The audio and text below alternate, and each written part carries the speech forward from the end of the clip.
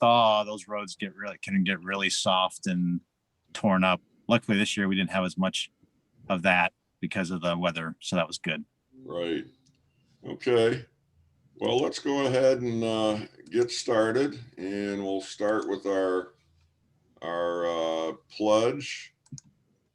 And so I pledge allegiance to the flag of the United States of America and to the republic for which it stands, one nation under God, indivisible, with liberty and justice for all. Kiwanis is a global organization of volunteers dedicated to to improving the world one child, one community at a time, through service to others. Okay, thanks. Invocation. I've got that today, so bow with me as we do the invocation. This week, as we realize that Mother Nature is really in charge of the weather, we know that there are many things we can't control. The Lord oversees everything except how we react to our feelings and thoughts. Our feelings and thoughts about a police officer getting convicted of murder, the shooting of a 13-year-old boy, or the senseless killing of 8 people at a warehouse in Indianapolis are almost impossible to control. But how we react to those feelings and thoughts is controllable. Ask the Lord in your daily prayers to teach you how to react. Getting upset, screaming, or violence may not be the proper reaction, but carrying a sign, writing a congressman, or spreading the good news may be the proper reaction. As Kiwanians, we know the good news is there, and we need to continue to spread that news, to react as the Lord teaches us. Kids need Kiwanis, and Kiwanis needs you. It's in his name that we pray. Amen. Amen. Thank you. Guests, no guests yet. We'll introduce Tom here in a little bit. Announcements. Any announcements from anybody? I got a big one, but let you guys go first. Anything? Well, we just, I got a email from Michael Cox at North Montgomery High School, and he's got 2 teachers, Karen, that are very, very interested in starting a key club. So this is the first opportunity really we've had at North Montgomery. We've been beating on them for quite a while. So I will get Karen the information, and we can move forward with starting a key club there. That's fantastic. With that done, we'll have key clubs in all 3 schools and a builders club in Crawfordsville Middle School. So we'll get going on that. And I think Karen will probably need some help. So if anybody wants to volunteer with any of that stuff, to help with these key clubs and the builders club, and I know Caleb is going to help with the builders club, but if there's anything we can do, let's get some help to Karen and get that thing going. It's fantastic to see these, and we can work together with those clubs to do some things, do some better things around the community. Any other announcements? Okay. We did get a nice card here from somebody from this place. If anybody knows this place, Youth Service Bureau. Yeah. It says, "Dear Kiwanis members, I want to take this opportunity to thank you for all you do to support the Youth Service Bureau. The gift of your time to unload the Nourish truck, to pack backpacks, and a wonderful turnout for the mobile food pantry are so appreciated. Your loyal volunteerism means so much to us. You're fulfilling the mission of Kiwanis to serve the children of the world, Montgomery County, and thank you from the bottom of our hearts, Karen." So Karen, thank you, and we do appreciate it. We enjoy it. Those of us there to toss boxes at each other and build these backpacks and all of that. It is a lot of fun, and we do appreciate it. So we will keep that up. Any other announcements from anybody? Okay. Friday, May 14th. put that down in your calendar. We're unloading the food truck again at the Youth Service Bureau.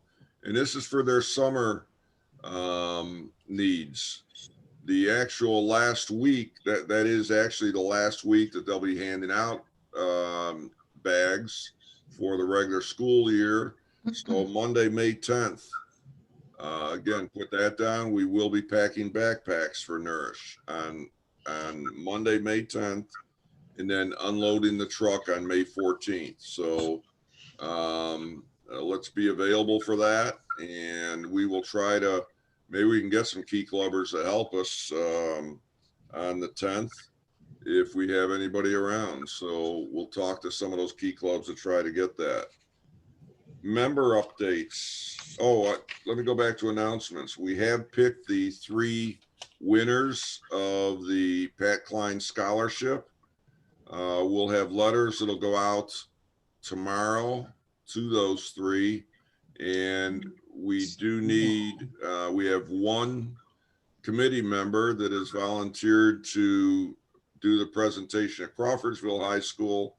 We need 1 for Southmont and 1 for North Montgomery. So if anybody can volunteer for that, the Southmont is May 10th and the North Montgomery is May 19th. So if you'd like to volunteer to do the presentation at those locations, we will. We are thinking of, since all 3 of the winners will be at our top 15, we're thinking of giving them the actually the certificate and the check then. So we will be actually be before their meetings, or one of them. So we'll try to give those out beforehand. The winner from Crawfordsville High School is Lauren Hale. And the winner from Southmont is Riley Woodall. And the winner from North Montgomery High School is Joy Davis. So appreciate it. It's been, it was interesting this year because we were trying to get all the committee together to get the votes in.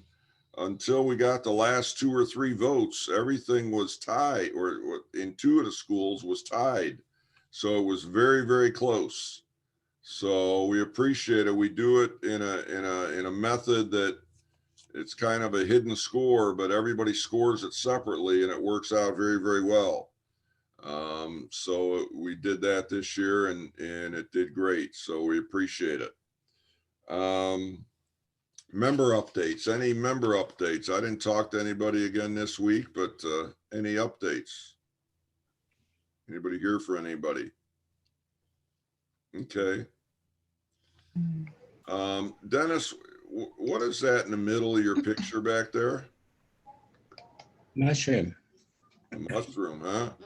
Is that the kind that everybody looks for around here? Yes, sir. Okay.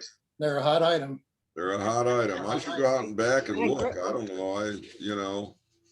I've never walked through there to see if they got any of those mushrooms. Maybe I could come over and check them out for you. Yeah, why don't you do that? Why don't you come on over and then you can tell me what they look, show me what they look like. Then All right.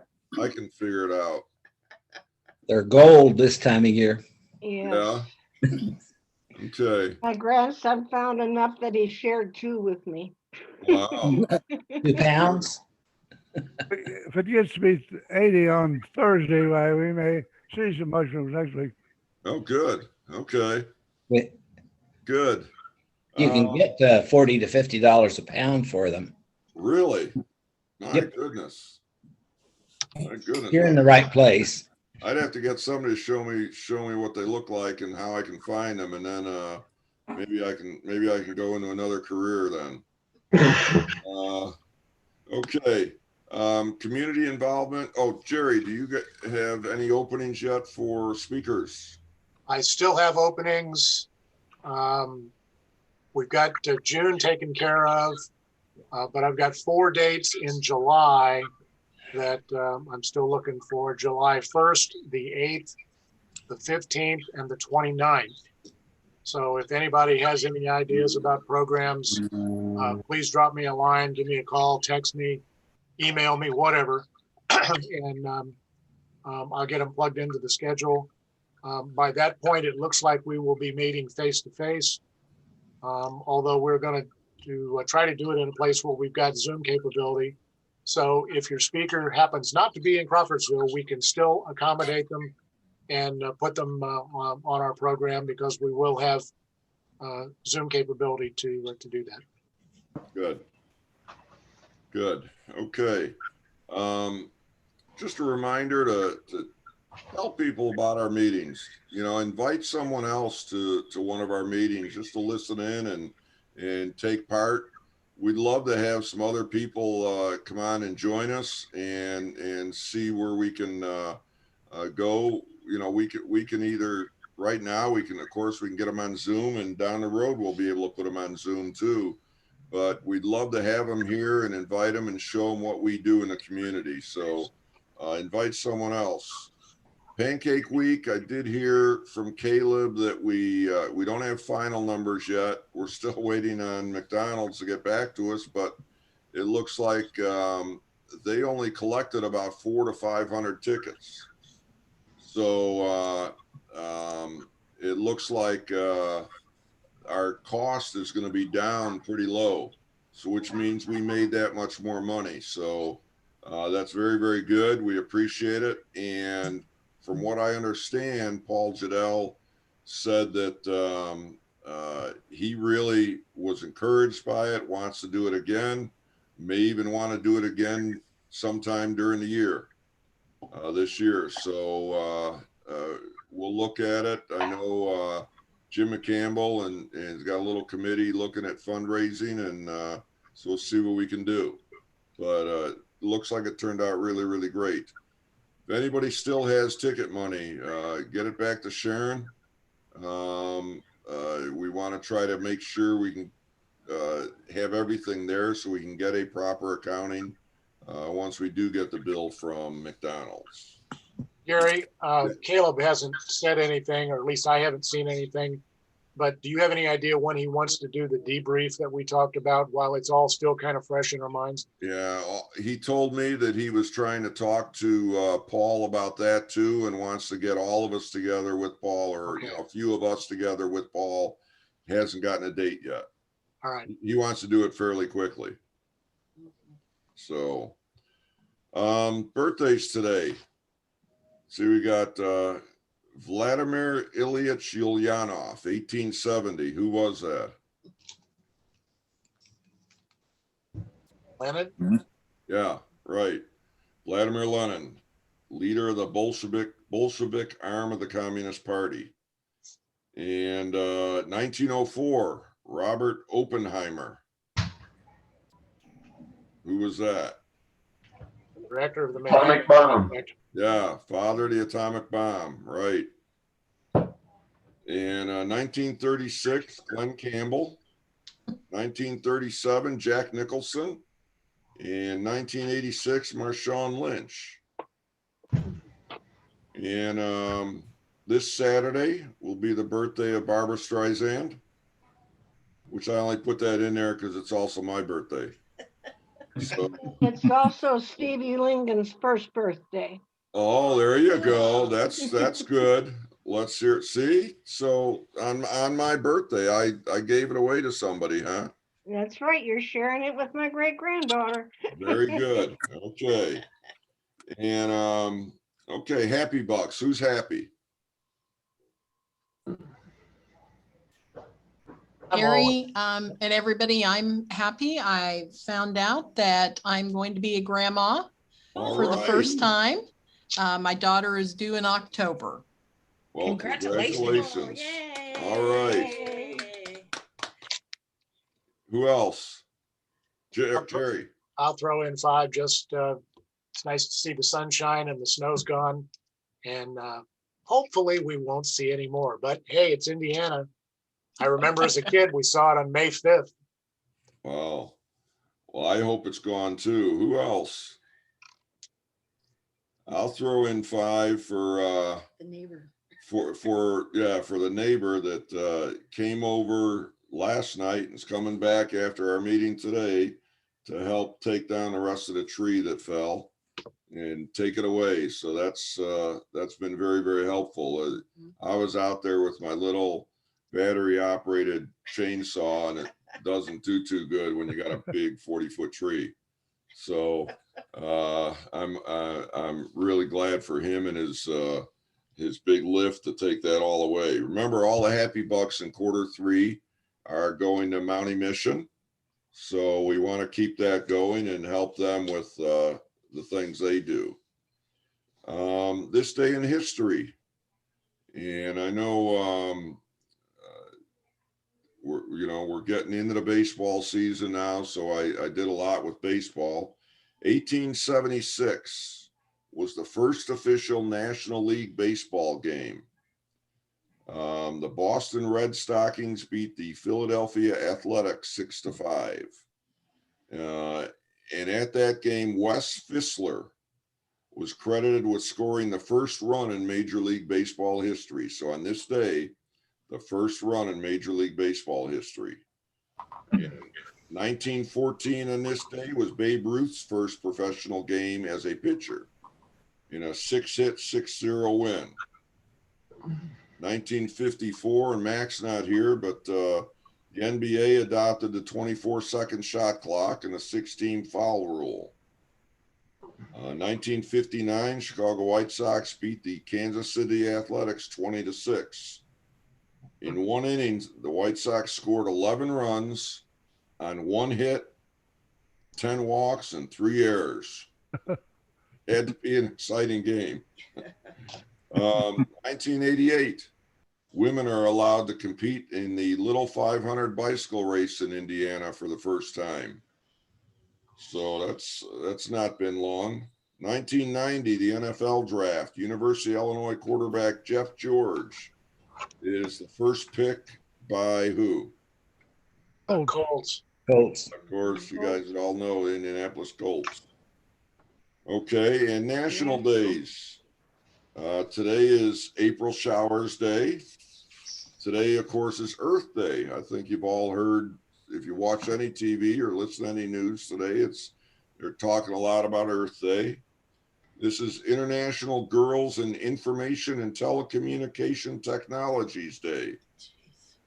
I didn't know they had such a day, but I guess so.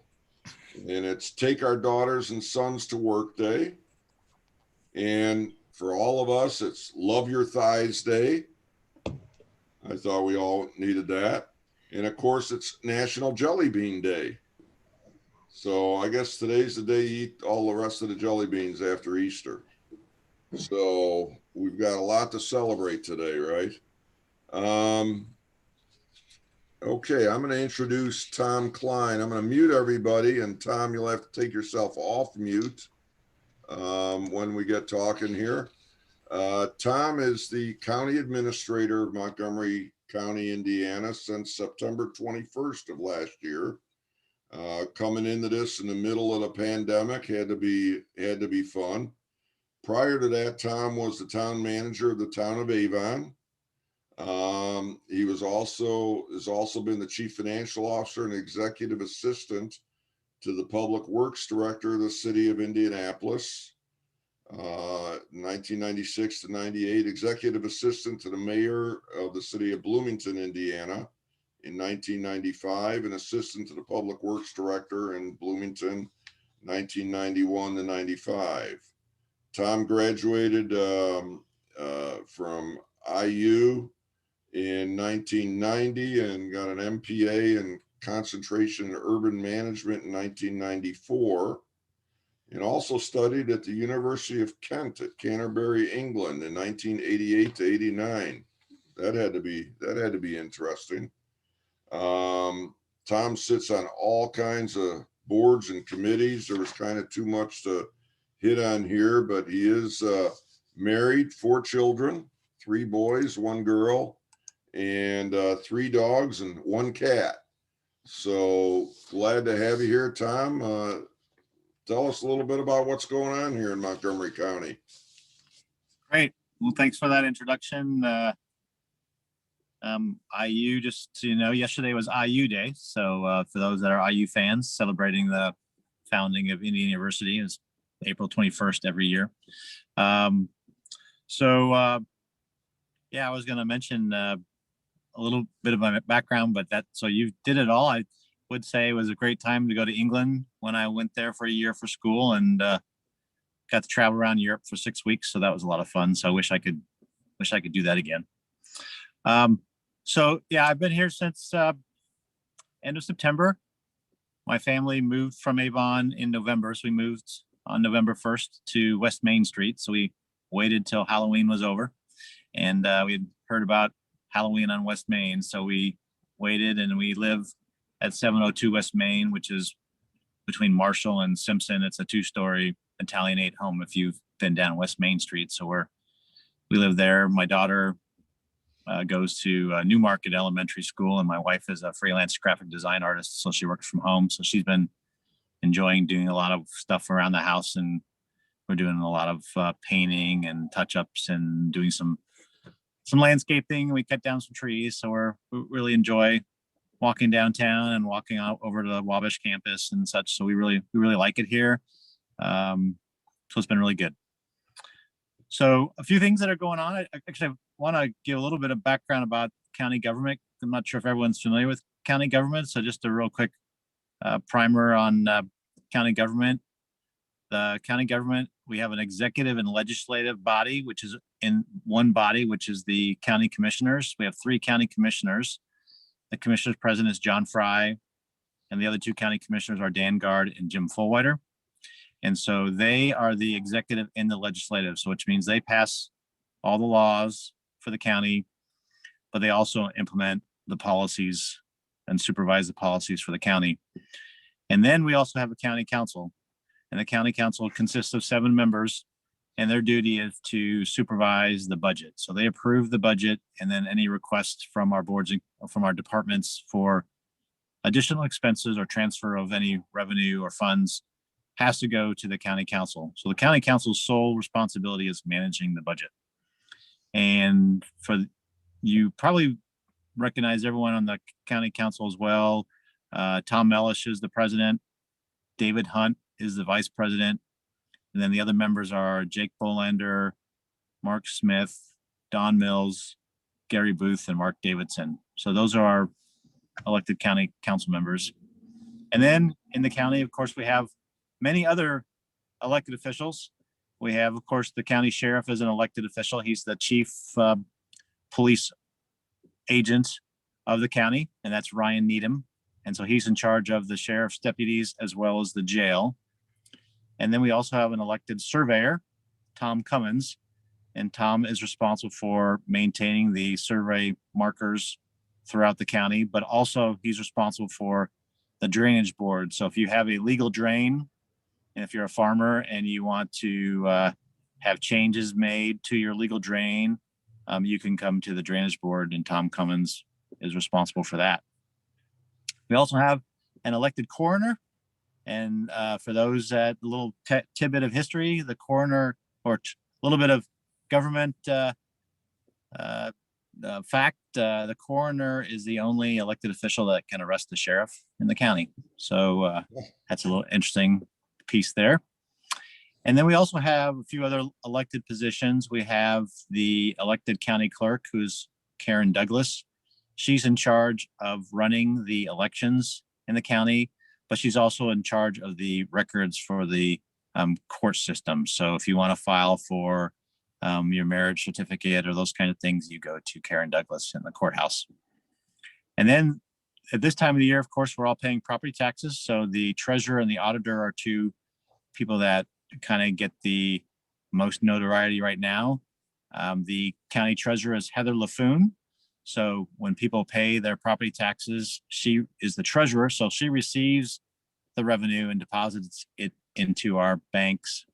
And then the auditor, who's another elected position, Jennifer Andel, she actually will issue, she'll make payments from that revenue to the various government agencies that get property taxes. And then we also have a recorder. So if you want to record a document at the county for posterity, or that you're required to record a deed or anything like that, our county recorder is Jennifer Bentley, and she's an elected official as well. And then our last elected official, hopefully I didn't miss anyone. No, we have a few more, sorry, is the county assessor, Sherry Bentley. So we have a Jennifer Bentley and we have a Sherry Bentley. I don't think they're related. I think I asked that when I got here. And she does the assessments of all property. So if you have property in Montgomery County, the assessor will assess your property, and it has to be done. I think property gets reassessed every 4 years, I believe. And then we also have a court system. So we have 3 judges in the county. Our newest judge is Dan Petrie. And then the other 2 judges are Judge Harry Simus and Heather Barajas. And so that's the court system. We have a public defender that is appointed by the court system. And then we also have a prosecutor who is actually elected, and that's Joe Boozer. I think I got everyone that is an elected official in the county. It's interesting coming from working from town government to county government of how many different elected officials we have. I was familiar with that, of course, in working in Hendricks County and working with our county officials, but it certainly is a different environment when you have to work with people that do not report to you directly, but you still need to work with them. So it's a fun skill to have, to try to work on collaboration and team building with people who have their own, chain of command outside the county commissioners. A little bit more about the county commissioners. So the county commissioners appoint a county administrator to manage their day-to-day operations. And so that is what they did with me. And then they also appoint the county engineer, Jim Peck, the building administrator, Mark Bonwell, the mapping director, Mike Davis, the highway director, Jake Lowe, and then also the emergency management agency director, Sherry Harrington. And then there are 2 other staff members that I want to mention that are appointed by other boards and commissions. The health director, it's actually, I think her official title is a sanitarian, Amber Reed, and she, of course, has been pretty well known this last year because of the pandemic. She's actually appointed by the health officer of the county, which is who the health board appoints the health officer, and then the health officer, which is Dr. Douglas, he appoints Amber Reed to manage the health department. And then we also have the Consolidated Central Communications Center that does dispatch for all of Montgomery County, and that is Sherry Henry. And she is actually appointed by the governing board of the Central Communications Center, which consists of 2 members of the county commissioners, the mayor, and I believe a representative of a town, and then also a council member, I think is the board for that. So there's a little bit of a government structure for county. The county has a lot of responsibilities from, of course, as Gary mentioned, about paving roads, but also snow plowing, health inspections of restaurants, for sanitation. We manage, of course, the court systems. We manage, of course, the courthouse and other facilities of the county, the jail as well. Emergency management. So a lot of our grants and such go through emergency management. And then, of course, dispatch, Central Communications Center is another thing we do. And then, of course, engineering, mapping. So when you go on the website and you want to view your property, you can get all kinds of data on there. That our mapping department does that for you guys. And then our building department, of course, we just established zoning in Montgomery County a few years ago.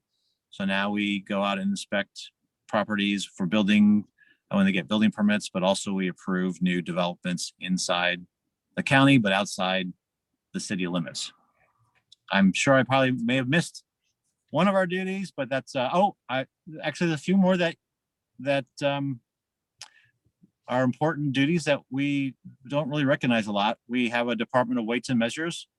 So we have a part-time employee that actually goes out and makes sure that our gas pumps are properly calibrated. So you're not being charged for more gas than you're pumping from the gas. And you probably have seen those stickers on the gas pumps for that say, inspected by the Department of Weights and Measures. And then we also have a Veterans Services Officer, Joe Ellis, who provides services to our veterans. So if they need assistance, we have someone that can help them go through Veterans Administration issues or other things like that. So those are two things that we do that people may not be aware of. We also, by law, have to provide housing. We have to provide offices for the 4-H and the Soil and Conservation Department. So we provide funding for soil and conservation in Montgomery County, as well as for the 4-H services that the Purdue Extension Office provides in Montgomery County. We also provide grants to the Animal Welfare League on a yearly basis to help operate the animal shelter that's run by the Animal Welfare League. And I think that. I may have missed something, but I think that's a pretty comprehensive list of our government and everything we do. It's a lot of fun, a lot of exciting things going on. We have some really great employees, and so I've really enjoyed working with everyone out here. A couple things that are going on in the county. The first thing to know is that in 2022, in December, we will be celebrating the bicentennial of the county. So we're starting to have discussions about how to celebrate the bicentennial. The state enacted legislation in December of 1822 to establish Montgomery County. And then the first government meeting of the commissioners was held in the spring of 2023. So we're debating on whether or not the end of 2022 or 2023 is considered the bicentennial. So we're actually starting to have meetings, but we do invite everyone to celebrate that. And if you guys have ideas for how to celebrate the bicentennial, we would look forward to having any input that you guys have. We do have some plans that we utilize to guide development in Montgomery County. We have a comprehensive land use plan that establishes the vision for the county, and we utilize that to make decisions regarding rezonings and development and such. We have an economic development vision strategy that we utilize to try to attract jobs to Montgomery County. And the commissioners have actually established their vision this year to try to attract 100 jobs to Montgomery County. And so we're working on many different things to do that. A couple of things you may have seen have been the water lines along US 32 that have continued to Newcore Road, and they will go down Newcore Road to about 100 South. That's being done by Indiana American Water, with us kind of pushing them to encourage them to do that. And we have an agreement for them to do that. We're also working with the Regional Sewer District to extend sewer capacity in the Newcore area. So if development occurs around the Newcore factory, that we would have sewer capacity to handle any expansion there. And then we also have hired a company called Holiday Properties to begin to market property in Montgomery County to attract new businesses. So you may start hearing more about that this year as they do that. The gentleman that's doing it for us for Holiday Properties, his name is David Holt, and he graduated from North Montgomery High School, so he is familiar with Montgomery County. I think he lives in Brownsburg, but he'll be spending a lot of time out here trying to get property under contract where they can try to attract new development out here. We're also partnering with the city on economic development, so we work together on that, and we're actually having a meeting next week of the Economic Development Authority of Montgomery County and Crawfordsville together to work together on economic development efforts, as well as attracting more homes and people to live in our county. We also have a thoroughfare plan that we utilize to prioritize road improvements. The thoroughfare plan actually helped us apply for community crossing grant funds that we got awarded this year to pave Camp Rotary Road and a few other roads around the county, and that should happen here this summer. We also have a 10-year bridge maintenance plan, capital and maintenance plan. So we have a lot of bridges in Montgomery County, and we have a dedicated tax rate called the Cume Bridge tax rate that we utilize to maintain and improve our bridges. And you may have seen that we did a groundbreaking last week for Bridge 79, which is on 100 West, north of I-74. That was a dangerous S-curve at the bridge, and we're realigning the bridge. So it is, the S-curve will be eliminated, and that bridge was needed to be replaced. It was in pretty bad shape as well. So that 10-year plan is guiding our plans on how we're going to fix our roads. We also have a 5-year financial plan where we project out how we think we're going to be expensing our different funds, and then we can identify our needs for capital as well as our needs for funding for different things that are going on in the county. And then we also have received $7.4 million of funds from the American Rescue Plan, which was just recently passed by Congress. That money, we will receive half of that this year in May. The money has to be deposited into a dedicated fund, and it has limited uses. It can be used for water, sewer, and broadband projects. It can be utilized to provide grants to not-for-profit agencies involved with tourism and lodging and hospitality. It can also be used to give grants to businesses or homes. And it also can be used to supplement or to replace lost income that the county as a result of the COVID pandemic. And I may be missing one more allowable use for that grant. The city also received money. I think they're receiving $3.5 million, and their uses are similar to what we can use them for too. So COVID, of course, has been a big thing this year for all of us, and our health department has pretty much been working 7 days a week. I made a comment one time at the commissioners meeting acknowledging our highway department for their great job in the snow fight that we had one time, and one of the health employees, and I commented how they were working 24 hours a day to do the snow emergency. And the health employee came to me and said, we've been on a health emergency for almost a year now, and we've been working 24 hours, we've been on a health emergency, essentially saying we've been working every day.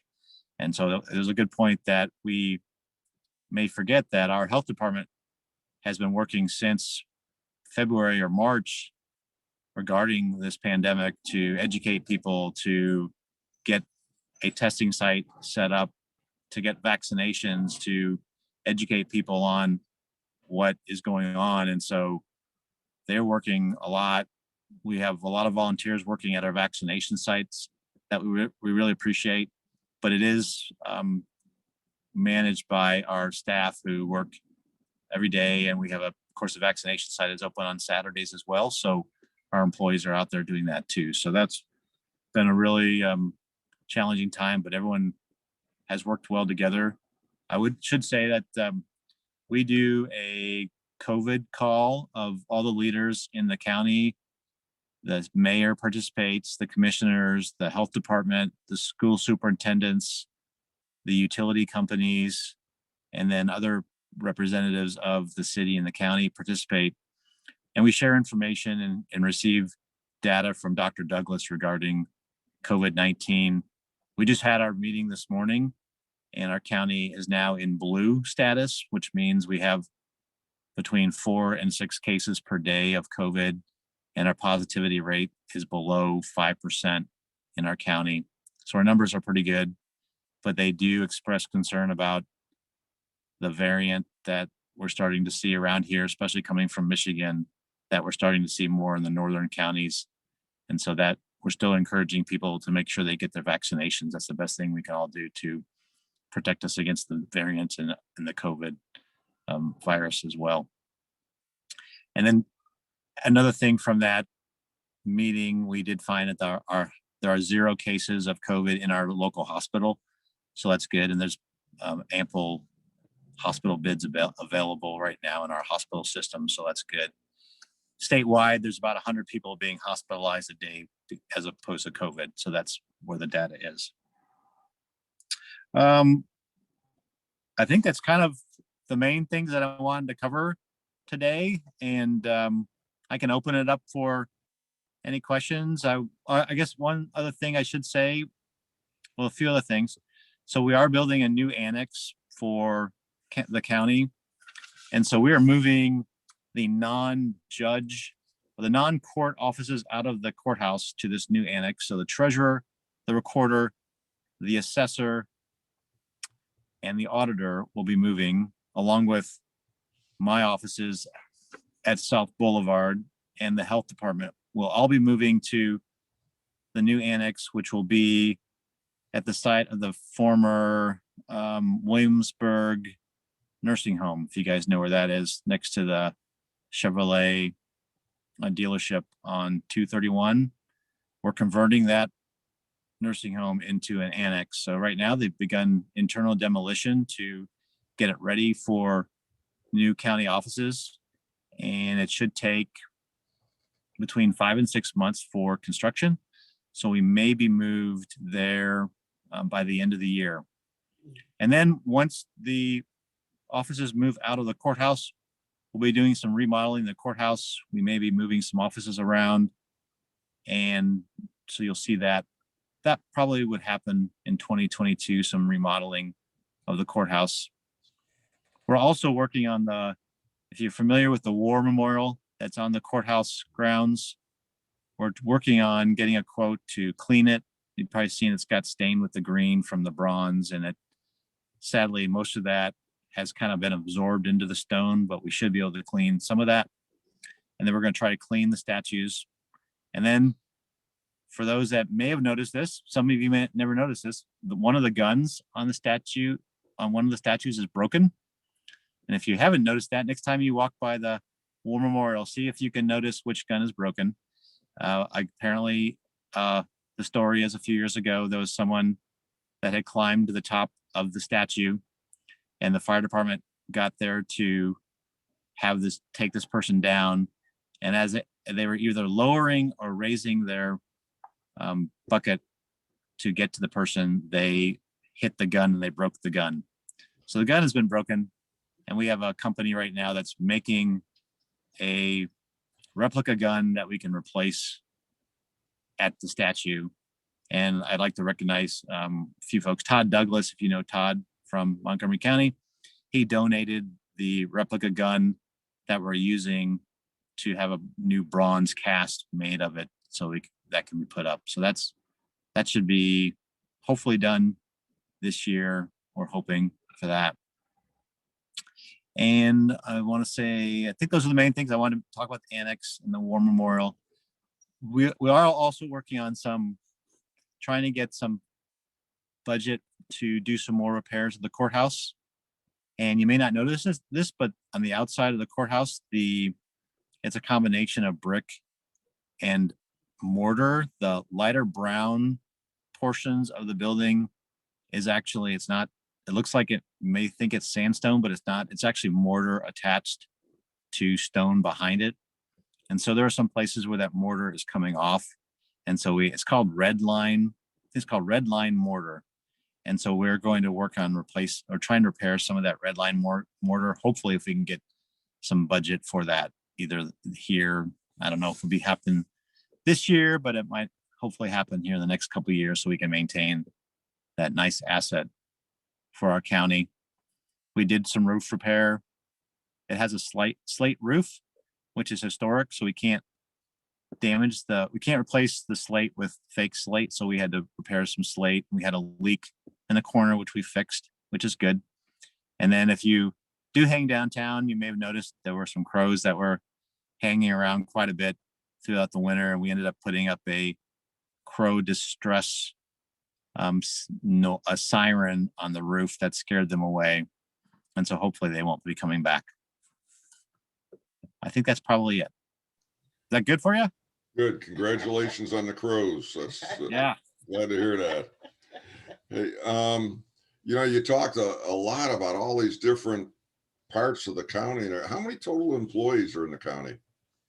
So we have about 230 full-time employees of the county, and there's probably 250 or 60, including part-time employees. Okay, I was gonna say do a lot of work with all of that. Yeah, there's a lot. Yep, there's a lot. You talked a little bit about new developments. Where do you see that going? Where, you know, east side, south side, where? So the Economic Development Vision Plan identified 4 targeted areas for development. The first one is at the 231-74 area. Second one is the 3274 area. The third one is the New Core Road area. And then the fourth one is South 231 area. Right now, the focus really has been the 3274 area, as well as the New Core Road area.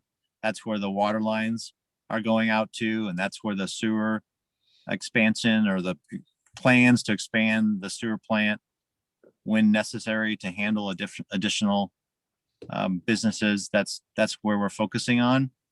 Housing, there are some areas along 32 that have been identified, as well as down at 231 is another area.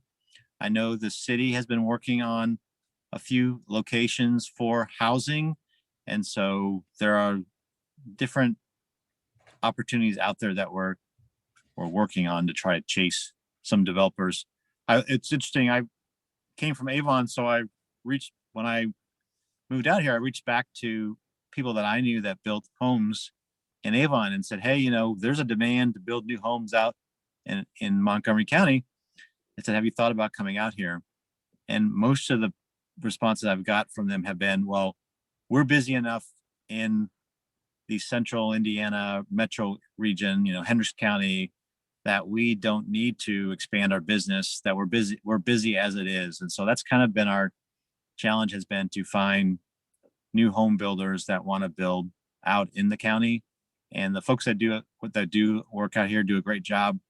But the idea has been to try to get more people to come out here and more home builders to build more homes. That's what we hear from Nucor and other businesses when they're trying to attract people to work at their plant, that they can't find homes, and so they end up living in Brownsburg or somewhere else. And so we're losing opportunities by not having the available housing. I saw the growth in Avon. I bought there in Avon before they started building that Meyer, so saw a lot of that growth back then. Yeah, that's been a while. Yeah. The office on South Street, what are you going to do with that? So we're most likely going to put that up for sale. Okay. We looked at utilizing that as for other offices, but I think the commissioners have kind of set a goal of consolidating our facilities and not having as many facilities. And so I think the thought is that would be put on the market to be sold. Okay. That building's an interesting building. It was built in the 1950s for an INDOT building. Okay. It's a pretty solid building. Who else has questions?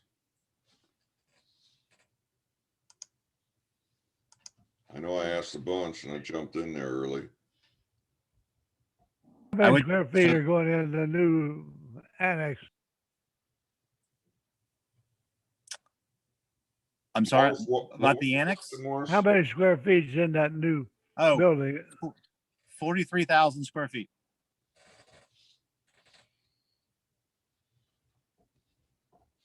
How does that compare to the courthouse? That's a good question. I do not know the square feet off the top of my head. at the courthouse. The courthouse has 1, 2, 3, 4 floors.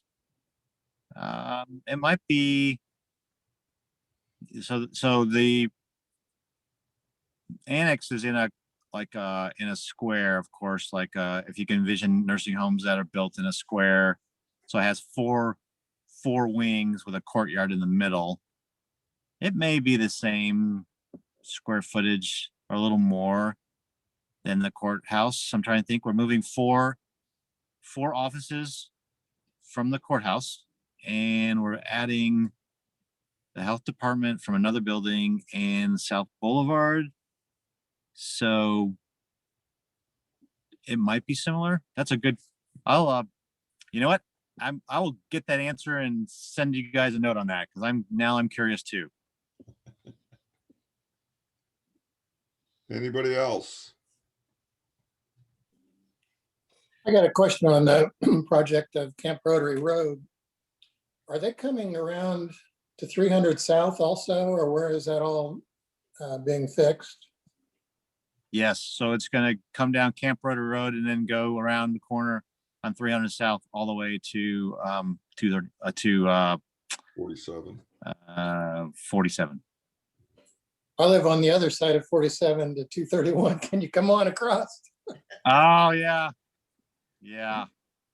So we're paving about 7 miles, and so that's about our limit for our funding ability. And so the entire amount, because we're also paving north of 32 on shoot, I can't remember what that road is now. 400 West, is that right? I can't remember now.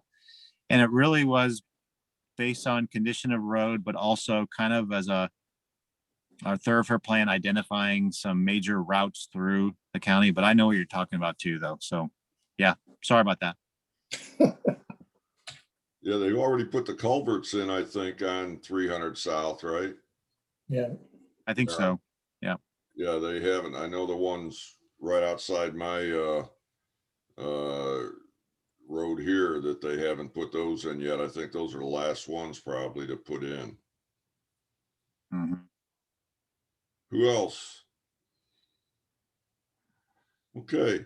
Well, Tom, thank you very, very much. It was very interesting and a good update on what's going on in the county here. We appreciate it. It's, you know, I'm fairly new to the area, you know, only about 5 years. Most of these people have lived around here for centuries, and not really that long, but, you know, somebody was around in 1822, I think. But thanks a lot for your presentation, and we really do appreciate it, and would love to have you come back and join us anytime for our Sure. meeting. Yeah. Let me know. I'll give you guys another update, and just remind you that we do have our website and Facebook page and Instagram and Twitter as well to kind of keep everybody updated too. So encourage you guys to follow all those pages. Good, thank you. Okay, our next meeting will be April 29th. We'll be discussing the International Youth Protection Training that Kiwanis International wants us to do. So we'll be doing that next week. So everybody have a good week. Positive thought of the day: we don't have to agree on anything to be kind to one another. So we can continue to do that. Thanks a lot, and we'll see you all next week. Bye. Bye now. Thank you.